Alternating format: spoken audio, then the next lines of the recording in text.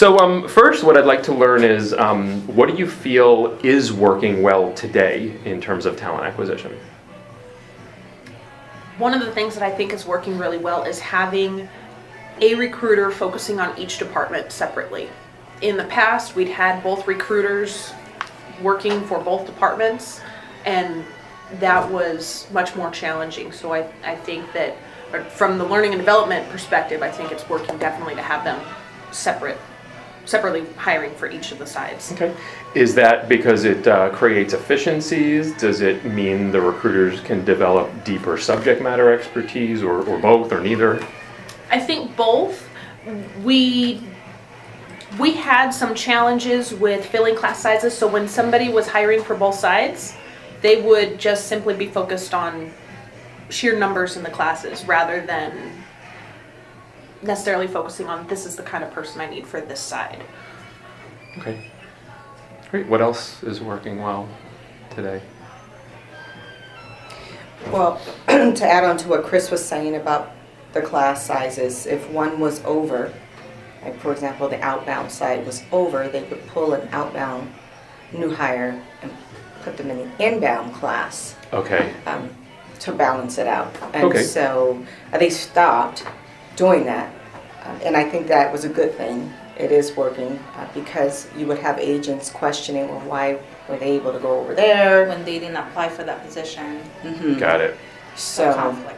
So the availability or lack thereof in the training class might dictate someone doing a job that they weren't necessarily hired for. Yes. Is Yes. that- okay. yes. What happens today if the class is overbooked? Well, and that's what's working now. And I'm not sure exactly what changed, but we have a number that we stick to at this point so that we know that this will be the number. For example, are we back to 16 Even if again, we're back or to 12? 16, it's better than when we were having 22 Yes. In each class? in outbound. Original was 16, and we were trying to stick to that number, but we would go over that number sometimes. But everyone is now on the same page, so we will never go over the 16. So Right, it but that's helps with 16 everything. people in the class. Yes. So what are your thoughts around, what have you seen in terms of no-shows? In other words, how many people do they have to plan to walk in the door in order for 16 to actually walk in the door? Well, and now that you mention that, that is what was happening. The magic number was always 16, but if more walked in because they were trying to cover if someone was a no-show. So at the end of the day, we would have 16, but sometimes everyone would show up, and that's how Right. you end up with 22. And sometimes you have those that don't show up, and you're below that number. But for us, it's okay from a training side to be below the number, because our training material, we make sure we have enough for a set number. So Right. if it's less, okay. But if it's more, that's where it created the problem Right. for us. So I'm curious, what do you do if on a typical Monday 17 people show up? Is that above capacity? 17? Yeah, Yeah, that's 16 not Do gonna you work. send them away? Do you bring in another computer? Do you? I mean, that was 16 is their goal. I mean, if 17 shows up, it's an alternate. They have to probably send them home. Is that typically So what?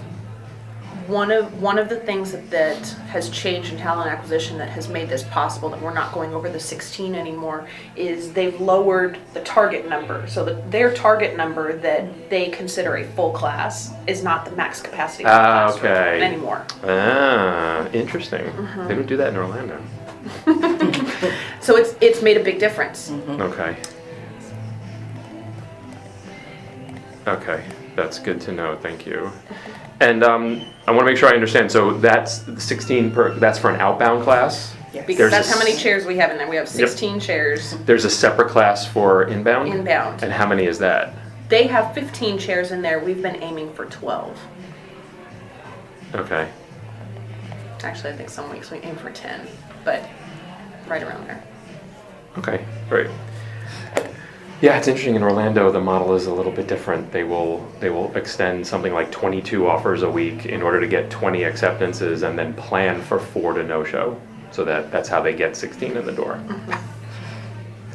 And sometimes they turn people away. So I was curious. Great. Anything else in particular that you feel is working well that would be good to talk about? I don't see the front end of it. I know something's running smoothly when it comes to checking the IDs because they do that in the morning. We used to have them show up at 8:15, class started at 8:30, and now we have them show up at 8 o'clock to allow more time for ID checks, things of that nature. Okay. That's what I do. I check the IDs. Okay. And that's and their working. dress code and So how do you know who's coming or how many people are coming that day? Do you get a list of names? Do you get a count? no. So it's just whoever shows up and they say, "Hi, today's my first day of work." And you Recruiting shepherd is them with me along. in the front, so they have them sign in. Okay, so Brenda might be aware of who's Brenda coming. and all recruiters are there. Okay, great. Okay. But is there anything that you do in terms of planning for each class where you need to know how many people are coming? Or does it, if 8 show up, if 10 show up, if 16 show up, you're okay as long as it's within the max? As long as it's within the max, Yeah. we're prepared. Okay. It's when it was over is when Yeah. we're not When we would start to have to scramble to get extra materials together and things like that because we didn't know that we were. Right. We didn't know they had extended more offers than what we had space for.